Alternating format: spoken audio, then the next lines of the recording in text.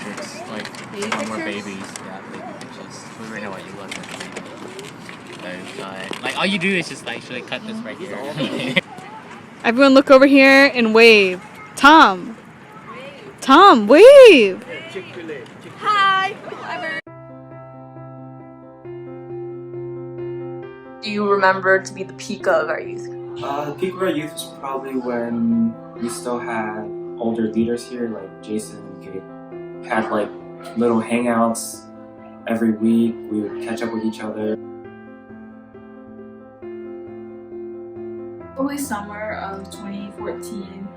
I feel like every day, or like at least like a few times a week that summer, the youth would get together and we would bond and really get to know each other and like know each other's relationship with Christ.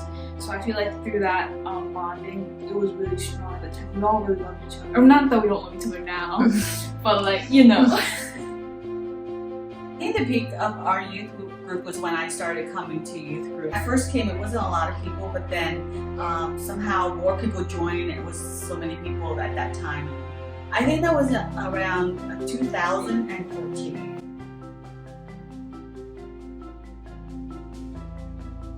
When do you think it was considered like the lowest? I think the lowest probably last year, and we all started kind of like disconnecting. Our youth was at its lowest when I first came to South Jersey. Yikes. I remember I came to youth group for the first time and there were like, 34 people there, and like it was just like, oh, what's up guys?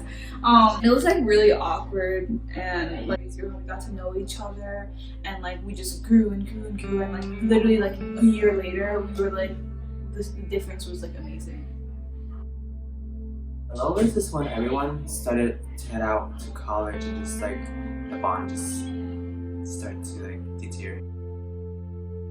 People just started leaving. We didn't know why. Some were because of jobs and school. The numbers just stagnate for a while. As leaders, we should help build our youth group. Or how do you build unity within a youth group? It doesn't matter how many people you have to build up your faith first to be strong, and through that others can see God through your connection with Him. To have the mentality of having relationships with people in our groups. I think that's what builds unity.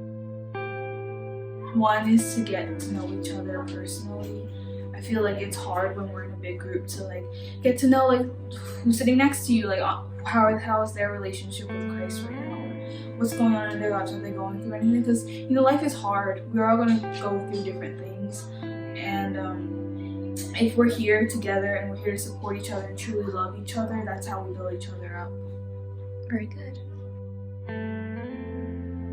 There was a time where I felt like I was kind of selfish, in all honesty, and I felt like I wasn't growing here, and I was getting discouraged because I felt like people were leaving or they weren't really showing up as much. And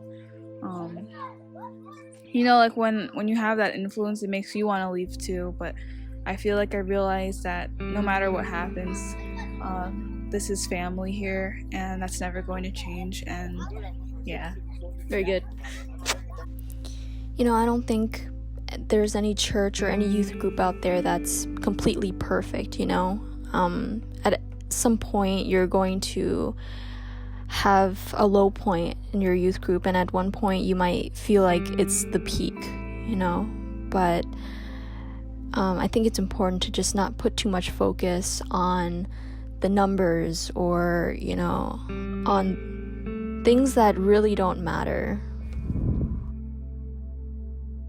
I feel like if people go to youth group or is drawn to youth group because they believe that this is a perfect place with perfect people where they can make friends and have fun activities and listen to good music, then that's the thing that is going to keep them. And once one of those elements change, people are bound to leave. But if we just focus everything onto God and onto His love and onto His command for us to love one another, then even if one day the music changes or the leaders change or youth isn't as fun anymore, we can still be unified as one in Christ.